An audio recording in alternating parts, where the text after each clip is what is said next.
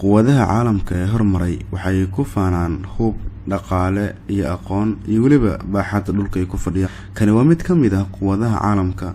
Inta kadib waxaan wax kaga sheegi doonaa 7 waxyaabood oo aad u baahan tahay ogaanshahooda kuna saabsan wadanka adduunka ugu dadka badan ee China. Mid ka mid ah 5 qofood ee dunida ku nool waa Chinese. Haddii aad u baahan tahay caddayn China inuu yahay midka ugu dadka badan dunida, iga hoo sharaxaad kooban. Miyaad maqashay in China dadka ku nool tiradoodu tahay 1.450 bilyan oo qofood?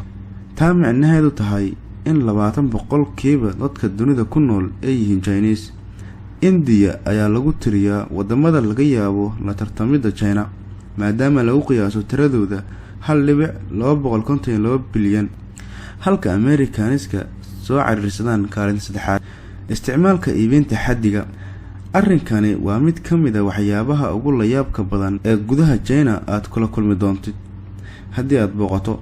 Haddii suuqa dukaamays u aado gaar ahaan buugaagta, waxaa lagu iibinayaa xaddiga buugga ama culeyskiisa, halka dunida loo fiiriyo qiimaha buugga. Ciidamada ugu ballaaran dunida.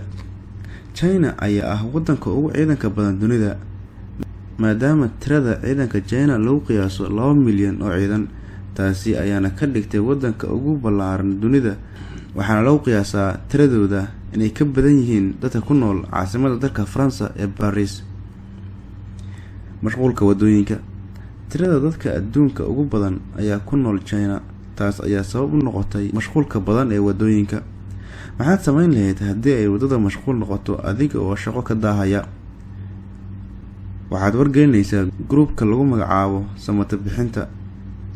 Waxaa lagu soo dirayaa 2 qofood oo wada mooto. Mid ka mid ah waxa uu ku qaadayaa mootada waxaana ku geenayaa halka aad doonaysay. Mid ka midana wuxuu ka xinayaa gaarigaada wuxuuna geynayaa baakin. Soodaha qorraxda. Soodaha qorraxda China waa caado waxa ayna soo muuqataa 10 subaxnimo. Xilliga hore China waxa ay lahaan jirtay saacado kala duwan maadaama wadanku aad u weyn yahay. Laakiin laga soo bilaabo 1949 China waxa uu yeeshay hal waqti. Qof walba waxa uu isticmaalaa waqtiga loo isticmaalo saacada Beijing. Diimaha kala duwan. Iyada oo ay ugu wacan tahay baaxadda tirada ku nool China, dhammaan diimaha dadka dunida ku aaminsan yihiin China waa laga helaa. Laakiin kuwa ugu caansan waxaa ka mid ah xaqiiqada kale aad u baahan tahay waa ogaanshaha in ka badan Kiristaanka ku nool Talyaaniga inay ku nool yihiin China. Badeecadaha colaadda. Dadka Chinese-ka waa dadka ugu horeeyay ee isticmaalay hubka ka samaysan gaas iyo kiimiko intii lagu jiray colaadii koowaad ee dunida. Yurubiyaanka ayaa isticmaalay hubka mid ka la mid ah 2000 sano kadib, waxayna isticmaaleen dagaalka labaad ee dunida. Taas ayaa cadeynaysa horumarka dhanka tiknoolajiyada ee China. La yaabka dhismaha. Waa arrin xaqiiqo ah dhismaha ugu weyn ee bini'aadam sameeyo inuu ku yaalo China, laguna magacaabo darbiga weyn The Great Wall China. Dhererkiisa ayaa lagu qiyaasaa 8850 kilomitir. Intaasi waxay ahaayeen 7 xaqiiqooyin oo ku saabsan wadanka China oo halkan kugu sharxay. Haddii aad tahay qof ka faa'iidaystay, fadlan la wadaag muuqaalkan asxaabtada kale.